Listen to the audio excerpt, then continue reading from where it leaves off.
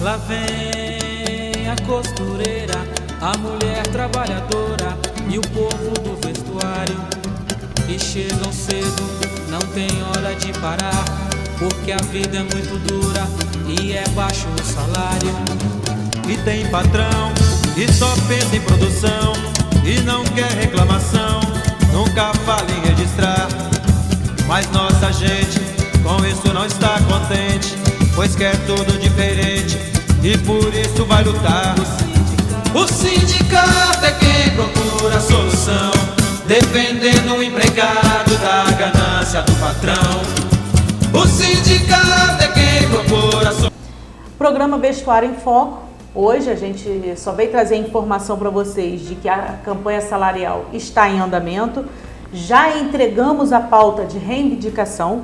Agora o próximo passo depende do sindicato patronal, depende que eles se movimentem para chamar a assembleia deles e daí nós começarmos a discutir.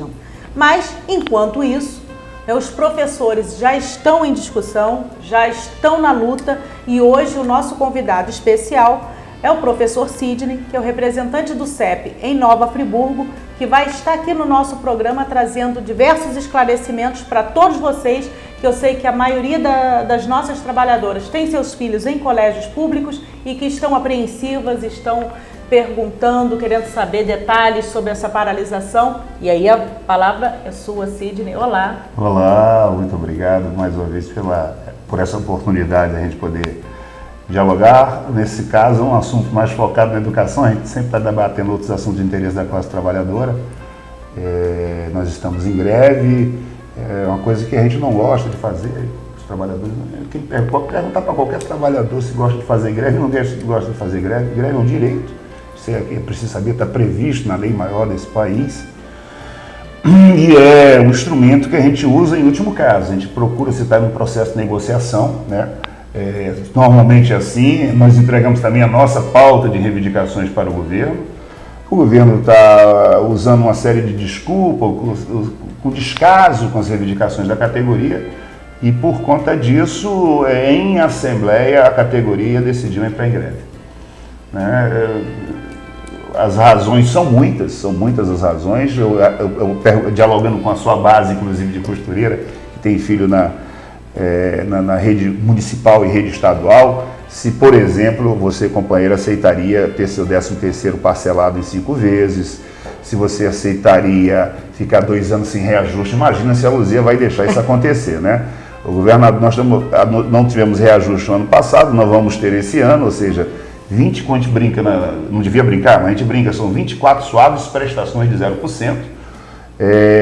Além disso, em função da forma, vamos dizer assim, irresponsável com que foi administrado o nosso fundo de previdência, o governo agora está querendo aumentar a nossa contribuição de 11% a 14%. Imagina se quisesse aumentar a sua contribuição. Você fica 2 anos sem salário, 13º parcelado, o funcionário da tua base recebe até no máximo o 5º dia útil, não é isso? Isso, até o 5º dia útil. O governador simplesmente resolveu passar para o 7º dia útil, o que significa dizer que quem tem conta vencendo no dia 10, na maioria das vezes paga os juros, e as pessoas não querem saber que o governador resolveu jogar para o 7º dia útil.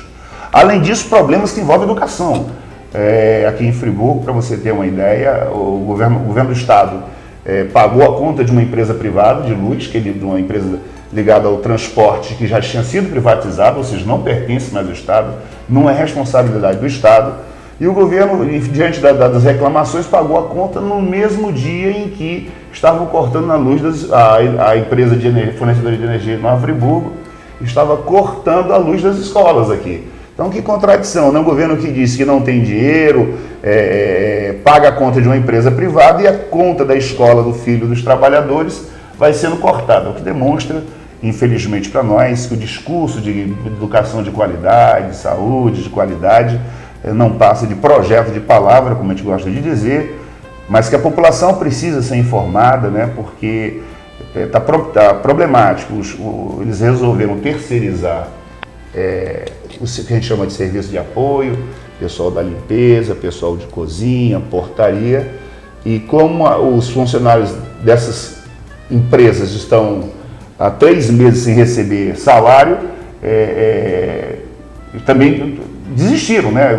Tiveram seus contratos encerrados sem receber e simplesmente não estão aceitando trabalhar de graça. As pessoas têm conta para pagar. Em algumas escolas não tem porteiro, não varrer. A hora da merenda virou um verdadeiro self-service, porque algumas pessoas, alguns mais jovens, entram nas escolas, a gente não sabe quem é, não temos o controle, os filhos dos trabalhadores ficam à mercê de estranhos, vão lá, comem, bebem, né? São esses uma série de problemas que a gente enfrenta na nossa greve, uma greve que a gente não gostaria de fazer, mas são muitos os problemas. O estado do Rio de Janeiro, ele é o que menos, em termos de percentual, entre os estados, é o que menos gasta com funcionalismo. Aquela coisa da lei de responsabilidade fiscal, que pode gastar até 50%, ele gastava pouco mais do que 30%, e aí simplesmente, ao invés de promover os reajustes, não quero dizer que chegue a 50%, mas pode ficar ali em 49,9%, promover os reajustes para que a gente não enfrente os problemas salariais que a gente enfrenta. Para você ter uma ideia, Luzia, um professor de formação universitária, há alguns anos atrás, ele tinha um piso de 3 salários mínimos, hoje ele entra ganhando R$ 1.187. Ou seja, dos anos para cá nós tivemos perdas salariais, né? Então a nossa categoria, que a própria sociedade diz que é uma categoria importante para formar um filho dos trabalhadores, para a vida, para o mercado de trabalho, para entender o mundo que vive, é uma categoria importante no mundo inteiro.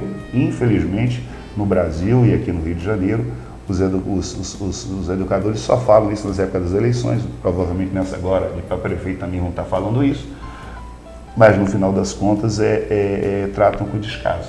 Aí, Sidney, o governo vem e diz que ele contrata professores. Afinal de contas, contratou ou não professores? Esclarece para os nossos telespectadores. Os pais têm uma preocupação que é a seguinte: quando os alunos os professores estão em greve, o funcionalismo, tem duas preocupações, né? Primeiro, que os filhos às vezes têm que sair para trabalhar, a companheira tem que sair para trabalhar, tá? Ela tem a confiança de que a criança estando na escola, se bem que tem uns que de vez em quando dão uma gazeteada, a gente sabe disso, mas a gente vai atrás, né? Um aluno, outro dia, só para abrir um parênteses, 3 alunos sumiram, eu dou aula aqui no Instituto de Educação, lá no Conselheiro, sumiram na hora da chamada, e eu perguntei onde é que eles estão. Eles estavam presentes nas outras aulas? Estavam. Foram para onde? Estão lá atrás. Aí eu larguei a aula, você vê, eu larguei a aula, eles tinham pulado o muro, que é um muro baixo, tinham subido. Eu disse: olha, vocês só entram quando os pais de vocês vierem conversar. Porque se acontece um acidente com uma criança dessa, se acontece um assalto, um ato de violência, um atropelamento, o que quer que seja, os pais vão dizer: cadê esse professor que não viu que esse aluno estava faltando, né? Cadê? Por isso que eu digo, nem pode dar presença pelo outro. Eu digo isso, não pode. Porque se der presença e o garoto não estiver aqui, a responsabilidade é minha, né? Mas então, os pais ficam preocupados. Primeiro, querem as crianças na escola. Segundo, que está na escola tendo aula. Então, quando os professores estão em greve, a preocupação dos pais é assistir. E agora, como é que faz? O que ele tinha que aprender, diminuir o tempo, a gente tranquiliza os pais. É uma prática do nosso sindicato, nós defendemos a educação de qualidade e não o governador, né? Nós sempre fazemos a reposição das aulas, né? Às vezes alunos tinham um pouquinho, que tem que ir um sábado de manhã, mas às vezes sábado de manhã acorda mais tarde, vem para tomar café, vai mais cedo na escola, toma café na escola. Então os alunos não ficarão sem ter os seus conteúdos. Isso é uma coisa que tem que ficar claro para os pais, né? Porque muitas vezes algumas direções mais realistas do que o rei tentam convencer os pais se a greve prejudica. Algumas direções que recebem boas gratificações jogam contra a greve, né? Que tem encarregado em algumas fábricas, né? Faz o trabalho do chicote nas costas dos companheiros. Não são todos não, é uma minoria, mas tem, e tentam jogar os pais contra os professores. O que muitas vezes esses diretores não dizem é que quando falta professor, e aí não tem concurso, fizeram um concurso recentemente, mas há muito tempo não fazem concurso para funcionários, né, o que nos obriga a fazer trabalho de funcionário, né? Quando falta professor, o que é que o Estado faz? O Estado vai e lança uma nota, como se o aluno tivesse estudado. Quer dizer, quem que tem responsabilidade com a educação? O Estado, que quando falta professor, manda lançar uma nota para o aluno passar, porque ele não pode ser prejudicado, ou o professor, que embora fazendo greve, depois dá as aulas que os alunos precisam. Eu não tenho dúvida nenhuma que nós é que temos esta compreensão do que tem que ser feito para os alunos serem prejudicados, né?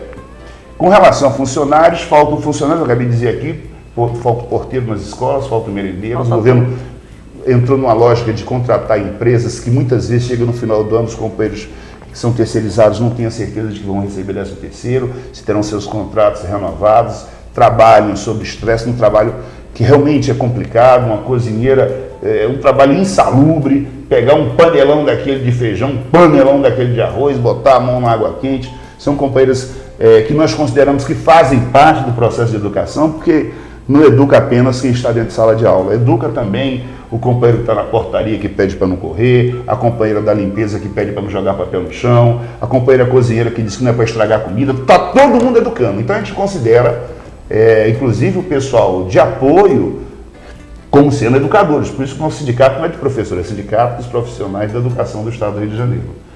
Nós procuramos abranger todo mundo, e os aposentados também. Nós temos secretaria de aposentados, temos secretaria de funcionários no sindicato que discute especificidade de cada categoria.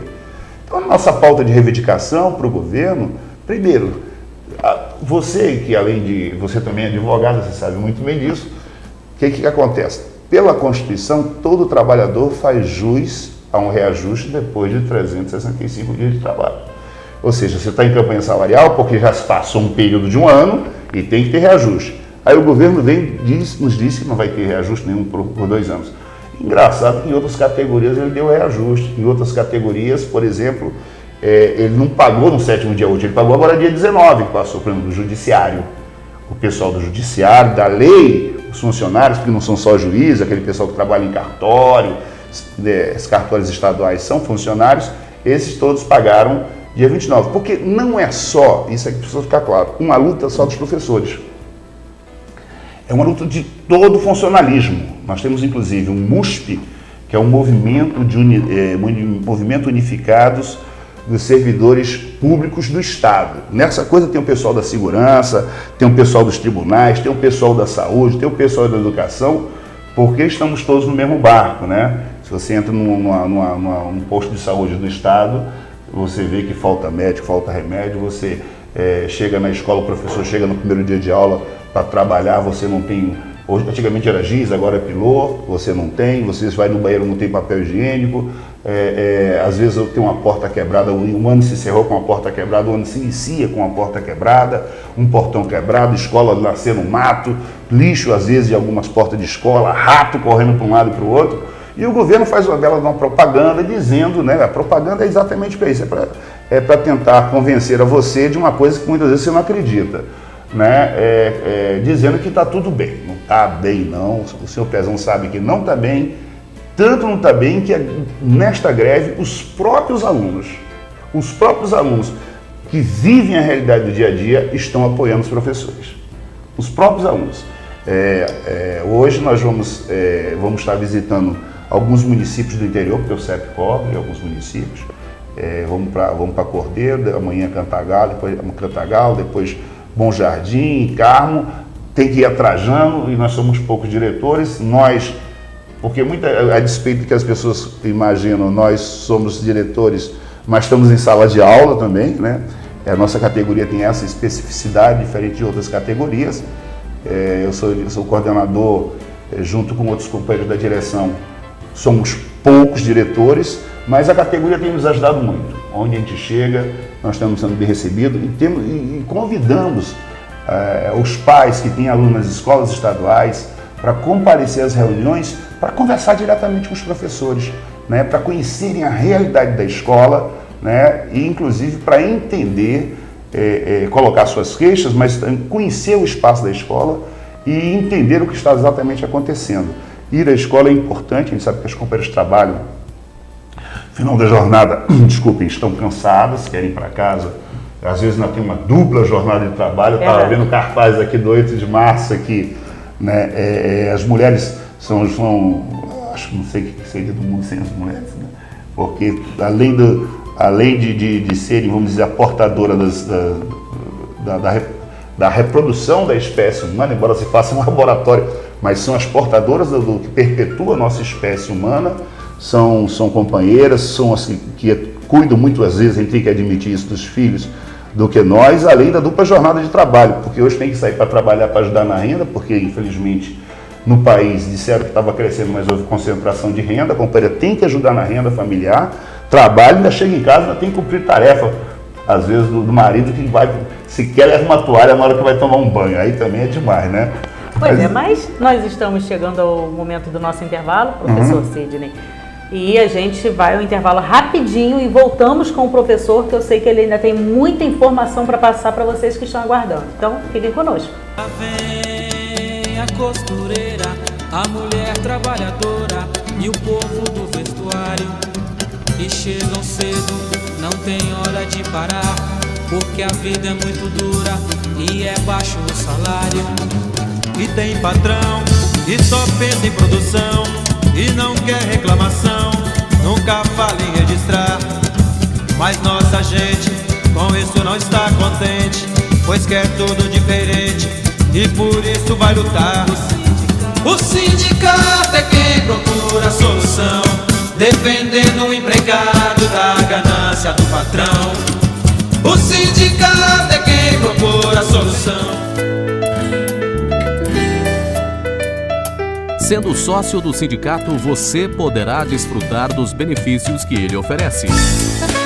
Departamento Jurídico, Departamento Médico, curso de Informática, colônia de férias em Tamoios, 2º Distrito de Cabo Frio, atendimento na Secretaria para esclarecimentos e diversos convênios. Para ser sócio, basta comparecer na sede do sindicato, que fica na Avenida Alberto Braune 4, Sala 113, tendo a carteira de trabalho, identidade, CPF e o último contra-cheque em mãos. Seja sócio e fortaleça o seu sindicato.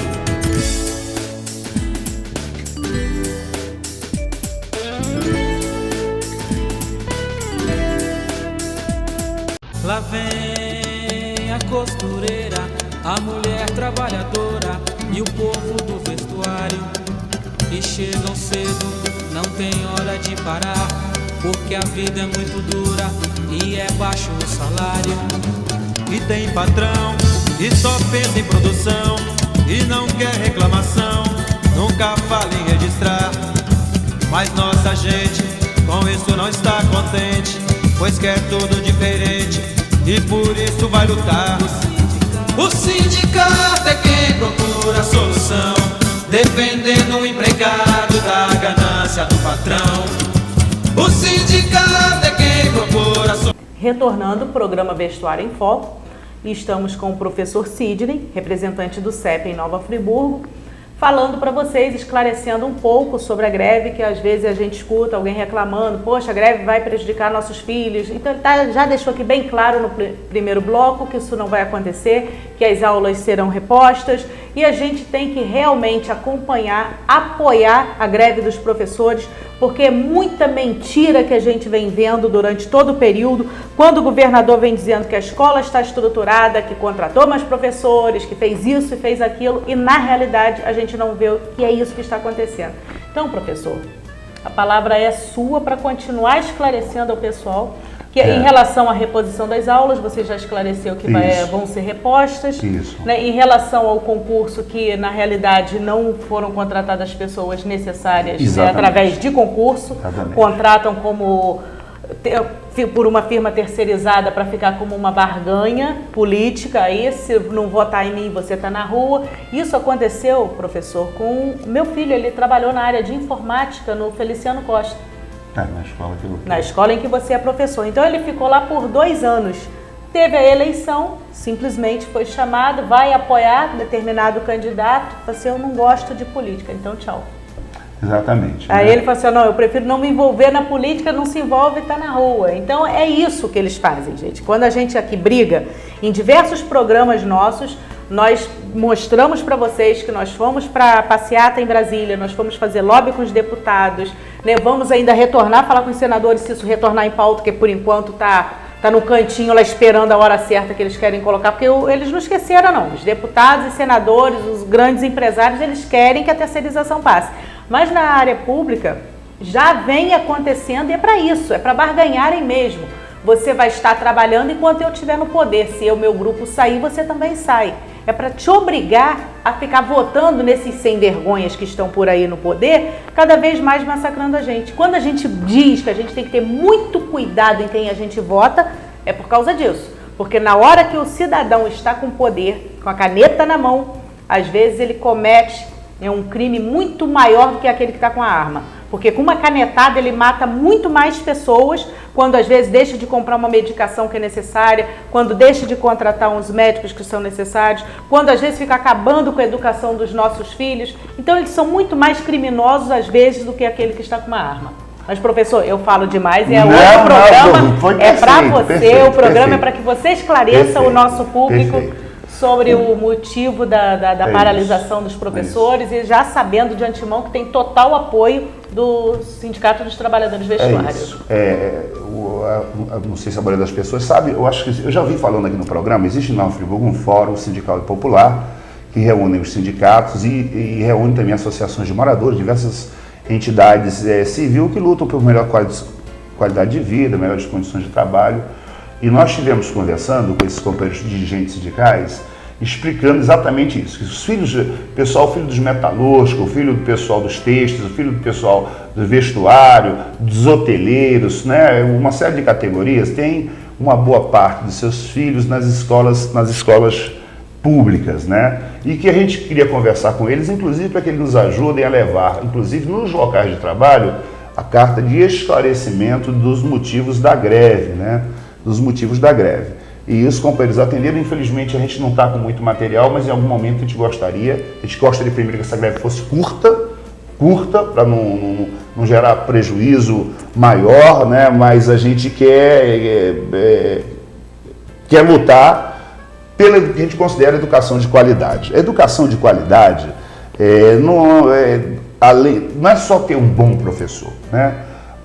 O ser humano, e principalmente as nossas crianças, elas, além de necessitarem, de adquirirem os que a gente chama de saber historicamente acumulado, porque quando você deve se lembrar, quando você estudou matemática, estudou um pouco de português, eu não sei, alguns estudaram física, química, na verdade, aqueles livros, o que o professor está... É aquilo que a humanidade vem acumulando, né, e que a gente tenta passar. É isso, a escola, as pessoas não se dão conta, mas é isso, né? Adquirir os conhecimentos acumulados pela humanidade, né, que ajuda a entender o mundo, ajuda a entender as coisas. Mas, além disso, a educação de qualidade, como nós defendemos, ela não pode ficar apenas naquelas aulas dos professores, que a gente chama de disciplina de conhecimento geral, história, geografia, filosofia, matemática. Não. O ser humano ele tem outras dimensões que a escola deve atender, né? As dimensões, vamos dizer, estética. Tem um garoto que gosta de desenhar, outro gosta uma tendência artística para teatro, para música. A escola tem que oferecer isso, né? Os aspectos afetivos, os aspectos religiosos, a gente chama de dimensões humanas, que para além dessas matérias, para ser mais objetivo, a escola de qualidade, as escolas de qualidade deveriam oferecer. Isso é o que o sindicato defende. Lembrando sempre a você, companheira, que a escola pública ela não é de graça. Porque tem essa impressão que a escola pública é de graça, o garoto faltou, foi reprovado, mas ano que vem eu não preciso pagar. Não, a escola pública ela é paga com o seu imposto. Ou será que... tem gente que pensa que é o pesão que tira do bolso dele e paga o meu salário. Não, é o seu salário. A companheira quando compra uma caneta, quando compra um batom, quando compra uma camiseta para o seu filho, em qualquer coisa que você compra, tem os impostos. Por que a gente paga esses impostos, né? Para que o povo, e aí dizer, jogo de uma vez, que 73% dos impostos que o governo arrecada são impostos que a gente chama indiretos, embutidos nas mercadorias e qualquer coisa que a gente compra. Isso aí é para retornar em coisas que a gente não pode cuidar, que a gente não tem em casa. Ninguém tem médico particular em casa, a gente não tem professor que vai dar aula em casa. É nas escolas, portanto, pública, para onde deve ir esse dinheiro. Então a escola não é de graça. Então, quando a gente vê um governo que mente, dizendo que está promovendo isso, que não tem merenda de qualidade, que deixa estragar um remédio, ele tá jogando o seu dinheiro na lata do lixo. Ele está jogando o seu dinheiro. Então, os pais têm que se envolver mais na defesa primeiro, do dinheiro que é seu, por isso que a gente quando reclama, não quebra uma vidraça, às vezes está rabiscando na carteira, manda pagar. Faço lembrar de, olha, isso aqui, bicho, é pago até mesmo do imposto. Quando tu entra ali, compra um pastel, toma um refrigerante, tu paga imposto também. Eu acho que às vezes é dinheiro do pai, né? Então, no final das contas, é o pai que está pagando. Mas o imposto, quando tu rabisca, quando tu suja uma parede, se a escola terminar o ano sem necessidade de uma pintura, é um dinheiro a menos. Que aí a gente pode, de repente, comprar uma rede de vôlei, botar a rede na quadra, na tabela do basquete, que quem anda na maioria das escolas não tem. Tem professores de educação física tentando, dando nó nas tripas, dando nó em pino d'água, levando às vezes o seu próprio material para a escola, porque não tem. Por exemplo, no Feliciano Costa, nós temos, no meu turno são 2 sextos anos, que eu dou aula para os pequenininhos lá, aqui eu dou aula para a formação de professores, mas nós somos dos pequenininhos marrentos, né? Então, os pequenininhos, eles estão sem livro. Se um professor pegar um livro para dar aula, eu na minha aula, acho que o livro a gente usa como apoio, mas se resolvermos os dois, né? Eu e o companheiro dar o mesmo uma atividade, não tem livro para as 2 turmas. Não tem livro para as 2 turmas, né? Então falta livro nas escolas, os laboratórios de informática, ele não tem mais o orientador tecnológico, né? Não tem, quando você chega numa internet vagabunda, quando tem, a maioria dos computadores dos laboratórios estão com defeito. Então, a escola, além daquelas disciplinas que é importante, o garoto tem que saber ler um documento, desculpa pegar aqui, ele tem que saber ler e entender, né? Até para ler um contrato e ver que não está sendo enrolado, isso é importante, né? Eu digo que meus alunos não podem ser otários. Eles têm que aprender a ler e interpretar. Tem que saber fazer conta para saber se o reajuste salarial foi o que ele precisava, entender por que a inflação foi lá em cima e por que agora, por que estamos dando só isso? Se o preço sobe tudo a mais de 10, 12, 15%. E aí vem oferecendo um reajuste para a gente 0. Você deve... Quanto é que vocês estão pedindo? Não sei. Pedindo, nós pedimos 15% de aumento. É isso, né? O que vai vir aí aguardar. Aguardar. Entendeu? Os nossos alunos precisam, mas tem essas coisas, essas outras dimensões. Nós lutamos por isso. Por quê? Né? Primeiro porque a escola é paga pelo povo, né? A ideia que está por trás disso são as privatizações. Eles querem, quando eles fazem uma saúde de péssima qualidade, embora joguem dinheiro, você acabou de falar, deixa remédio vencer validade, falta até um esparadrapo. Isso não é uma coisa de graça, não, isso é uma intenção. Qual é a intenção que está por trás disso? A intenção é fazer com que você ache tão porcaria, que você às vezes pega do teu salário apertado, faz um sobre-esforço, faz uma hora extra para ter um plano de saúde privado. Ou seja, a lógica do sistema capitalista, desse sistema que aí está, não é apenas criar na gente, eu sou tranquilo nesse discurso, necessidades que a gente às vezes não sabe que tem. Se tem uma escola pública de qualidade, por que eu vou querer tirar meu filho e botar numa escola particular, que muitas vezes são muito bonitinhas, bem pintadinhas, bem jeitosinhas, mas nem sempre a qualidade, né, não tem a mesma qualidade de uma escola pública, né, não tem a mesma qualidade. Então, são coisas que a população tem que entender. Eles fazer a educação e saúde ser a pior possível é para que você, na saúde, queira ter um plano de saúde e na educação, você queira botar teu filho numa escola particular. Lembrando, né, que houve tempos na escola pública em que as escolas do Estado, né, nos vestibulares aprovavam mais do que algumas escolas particulares, né? Porque, se você for pensar, os professores que estão nas grandes escolas de Nova Friburgo, olha só os professores que estão nas grandes escolas públicas, né, que talvez você sonhe um dia botar seus filhos lá, porque são caras, são os mesmos do Estado. Um ponto. Segundo ponto, são os mesmos livros. Os mesmos livros. Provavelmente, na hora de montar uma aula, é a mesma coisa. Qual a grande diferença, então? Né? O primeiro deles, é a estrutura que alguma dessas grandes escolas têm. Porque cobram e pode oferecer um laboratório. Né? Você faz uma coisa, você fazer um cálculo numa matéria de física, por exemplo, de eletricidade. Outra coisa é depois que você faz esse cálculo, você vai para um laboratório e pega uma pilha, bota um bombril, toca fogo naquele negócio, errou, aí volta para fazer a conta. A prática, né? Na química, na biologia, algumas escolas públicas no passado tinham isso tudo, mas eles foram tirando, para que a escola seja de péssima qualidade. E se você pegar a bancada do Congresso, o que tem de representante de escola particular, né, acaba que acabam votando contra certos interesses dos 100% da verba pública na escola pública. Você quer ver uma coisa? Pega as universidades. Os filhos dos ricos estudam nas escolas, os filhos da alta burguesia estudam na boa escola particular, mas na hora de ir para a universidade eles querem ir para as escolas públicas. A população se dá... Mas por quê? Por que ele então não bota na escola pública para depois ir para a escola pública, ou então se está na escola particular, bota depois para a escola particular? Porque nas universidades públicas, entre 10, apenas entra uma na classificação, em último lugar, né? Porque você vai ter as universidades federais, paga com seu dinheiro, que é para onde devia ir o seu filho, né? Não vai porque na base eles sucateiam a educação. Então vocês têm que ir para dentro da escola, tem que cobrar, tem que exigir, tem que apoiar a luta dos professores, porque essa gente passa, nós continuamos, né? Nós é que continuamos. Não sei se estou falando demais, mas é isso, né? É isso, entendeu? É isso. Nós que fazemos esse tipo de coisa. Então, os governos, por exemplo, você pega uma merenda. Quanto é o valor de uma merenda? Só para pegar coisa do privado. Quanto é o valor de uma merenda de uma criança? Não sei quanto é que está. Eu acho que está valendo em torno de 70 centavos. 70 centavos você não compra nem uma coxinha, imagina, né? Você compra ali, sei lá o quê? Uma bala, um pacotinho de amendoim, nem isso não é, tudo é R$1.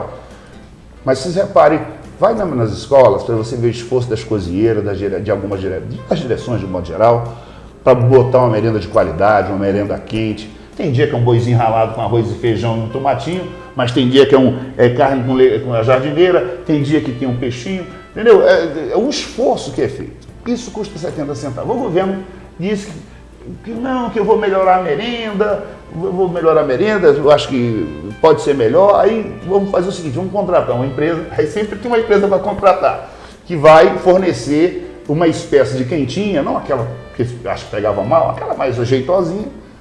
Quanto é que era o valor da merenda? R$2.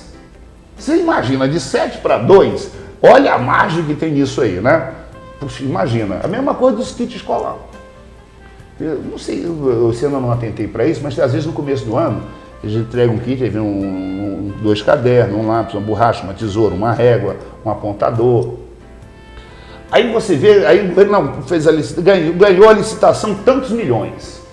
Aí você pega a quantidade de alunos que receberam, por isso que eu digo que é importante aprender na escola a fazer conta. Aí você pega a quantidade de kit, divide, aí você descobre, vou chutar, eu não tenho um número redondo, vamos imaginar que aquele kitzinho, R$100, o governo custou aquilo, vamos imaginar isso.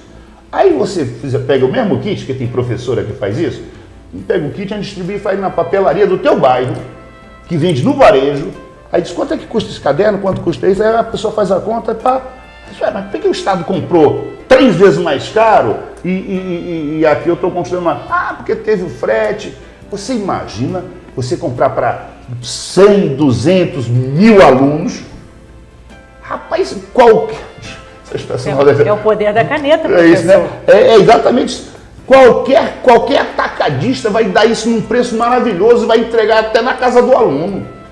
Né? Mas então, é por isso que falta dinheiro para a educação. É para isso que falta dinheiro para o salário dos professores, para isso que tem que contratar empresa terceirizada, por isso que falta um pilô, por isso que a gente não tem material didático, não tem cartolina, não tem tinta para as crianças brincarem, por isso que não tem professor de música para ensinar a tocar violão, guitarra, por isso que não tem professor de arte para ensinar a pintar, fazer teatro. Porque se eles não fazem isso, com certeza a escola pública, além do nosso salário, claro, a gente não, saco vazio não para em pé, além disso, um salário decente para os profissionais da educação. Né? Se eles fazem isso, imagina como é que seria a escola pública. E imagina o que seria de algumas escolas privadas. Tenderiam a assumir. Mas o que o governo faz? Prefere fazer coisa com empresas privadas, inclusive em nível superior. Eu sei que tem alguns companheiros que têm filhos estudando em universidades privadas, tal, né? Porque se pega esse dinheiro que é colocado no ProUni, se pega esse dinheiro que é colocado no ProUni e investisse nas universidades públicas, que são com certeza, fato comprovado, de melhor qualidade, os filhos dos trabalhadores poderiam, em função da quantidade de vagas que se abriam, estar numa escola pública, universidade pública de qualidade. Tem universidade, para vocês terem ideia, que o turno da noite é completamente, vamos dizer assim, ocioso. Completamente. Você passa em algumas universidades, eu andei pelo Brasil afora, algumas vezes, acompanhando alguns movimentos, são ociosos à noite. Por que então não pegar esse dinheiro que joga para as escolas privadas, para um curso de direito noturno, para um curso de engenharia noturno, para um curso todos os cursos que as universidades particulares oferecem, com o seu dinheiro, poderiam estar na escola pública, né? E aí chega o aluno, muitas vezes consegue passar, consegue uma bolsa, mas não consegue se sustentar, vai numa biblioteca de uma universidade dessas aí, algumas delas são verdadeiras quitandas, né? Algumas. Você chega a uma biblioteca, vamos dizer assim, insuficiente, não tem o número de volumes, não tem os laboratórios, não tem nada. Então, dinheiro público, o seu dinheiro tem que botar na escola pública, é isso, para que a gente possa ter educação de qualidade. Então, são essas lutas que nós precisamos do apoio de vocês, nós precisamos que vocês estejam junto com a gente, né? O pessoal do teu sindicato, já conversamos, entenderam perfeitamente, quer dizer, os motivos, a gente está muito próximo na luta do dia a dia, a gente se apoia, porque nós estamos convencidos de que quem constrói riqueza nesse país são os trabalhadores. Não é máquina de costura, não é computador dentro de escola, né? Você pode pegar, botar, me permita entrar na tua seara, né? Me permita entrar. Imaginemos que eu ganho uma grana na Mega Sena e vou montar uma tremenda da confecção. Eu já nem sei mais, as melhores máquinas do mundo, as mais avançadas, que vocês devem conhecer algumas, encho um estoque de lycra, de renda, de linha, de tudo que é necessário. Bota uma instalação de iluminação maravilhosa, tudo direitinho, um refeitório bonito, bota um vestiário bonito, bota tudo isso, né? E aí pega depois o dono, eu vou e coloco um saco de dinheiro em cada máquina daquela e vou ficar de braços cruzados esperando ganhar algum dinheiro, mas não vou ganhar nada. É que nem você comprar um carro e botar 0 km e botar na garagem. Daqui a um ano ele se desvalorizou. Ou seja, posso fazer uma fábrica mais linda do mundo, mais moderna do mundo, computadorizada, entendeu? E botar um saco de dinheiro. Se não tiver a sua força de trabalho, o seu patrão não ganha nada. Aliás, desvaloriza o patrimônio dele, porque se ele tiver que comprar outra, eu chamo overlock daquela, colarete, não sei se é isso o nome. É isso mesmo. Se ele comprar hoje, deixar lá, quando se ele for vender, mesmo dentro da caixa, talvez esteja desvalorizado. Porque não se valoriza. O que gera riqueza é a força do trabalho, o que gera educação é o professor. E aí os patrões, quer dizer, meu patrão não é o Cabral, meu patrão é você. É o teu imposto que paga o meu salário, né? O patrão, ele tem que entender que sem o trabalhador, ele não é nada. Ele pode ser, não, mas eu sei costurar, então costura sozinho.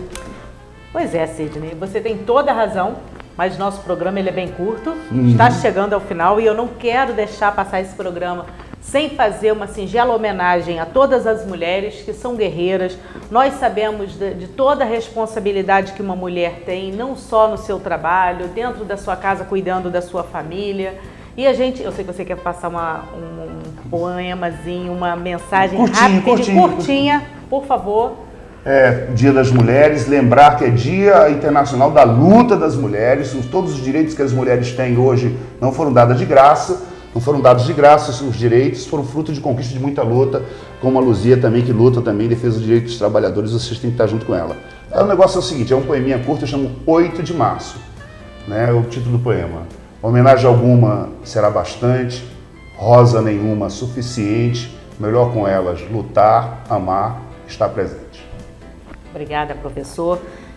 Dia 8 de março, como o professor falou, é dia de luta, né? Foram centenas de mulheres que morreram queimadas lutando para a redução da jornada de salário, equiparação salarial com os homens e tratamento digno. Parece até que foi hoje, porque a história se repete todos os dias, em diversos programas a gente fala aqui a mesma coisa, que é o que nós estamos querendo, que tenhamos, né, um tratamento digno dentro das empresas, que tenhamos um salário igual ao dos homens, que tenhamos uma jornada reduzida. Então a luta, gente, continua e eu vou deixar um vídeo para todos vocês, para que vocês assistam e entendam um pouquinho mais sobre o Dia Internacional das Mulheres, não esquecendo também de mandar um abraço para a minha companheira Patrícia Macário, que está completando, ou melhor, que completou, né, mais algumas primaveras no dia 6 de março, e para o Luiz Antônio, que é o diretor do jornal Mais Bom Jardim, que completou 21 anos de circulação. Então, um grande abraço para vocês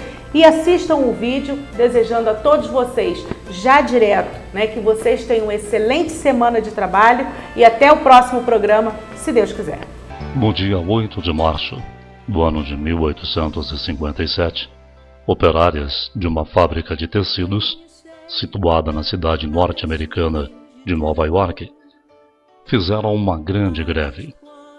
Ocuparam a fábrica e começaram a reivindicar melhores condições de trabalho, como, por exemplo, a redução na carga diária de trabalho para 10 horas, já que as fábricas exigiam que as mulheres trabalhassem 16 horas por dia.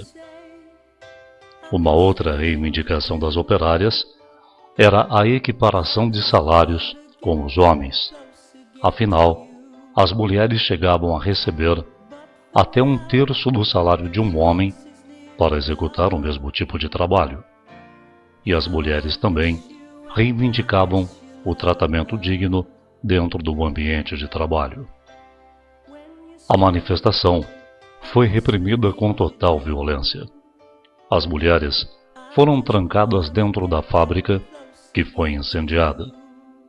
Aproximadamente 130 mulheres morreram carbonizadas, num ato totalmente desumano.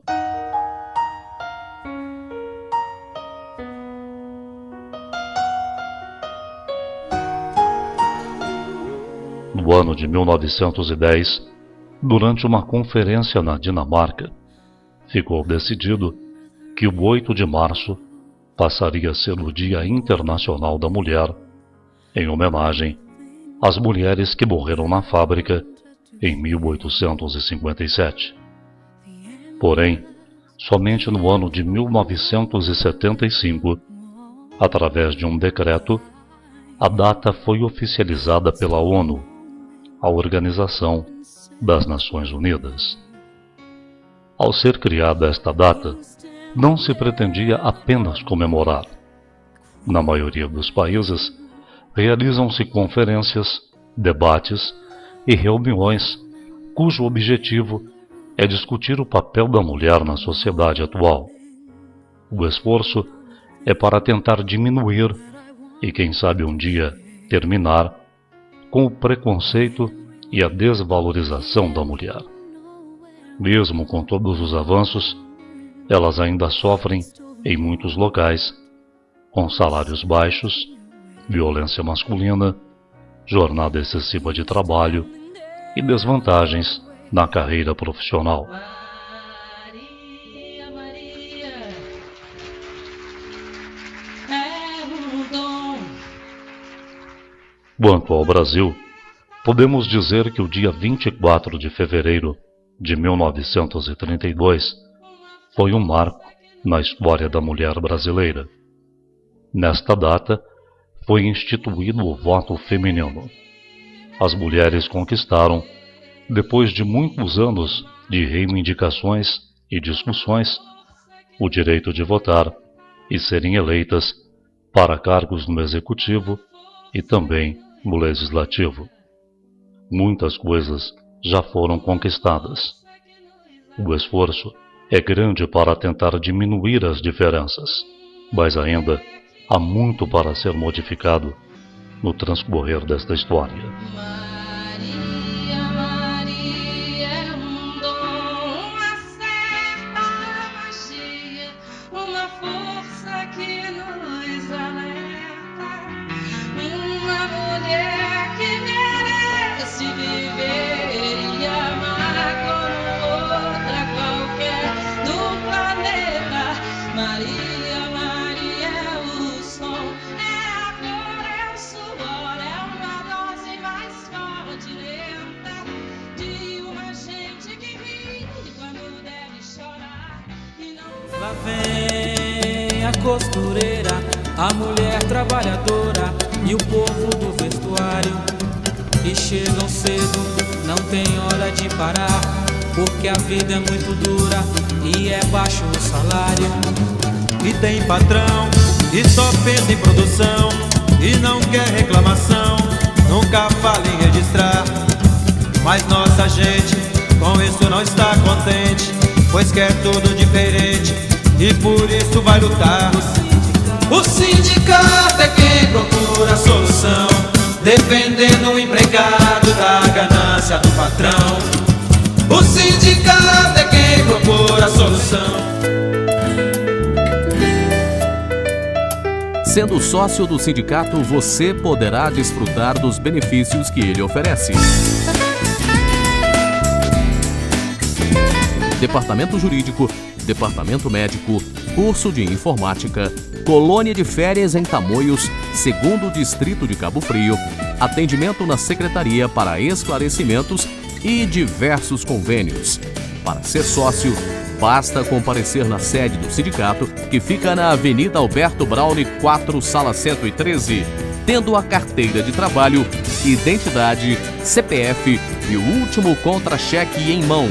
Seja sócio e fortaleça o seu sindicato.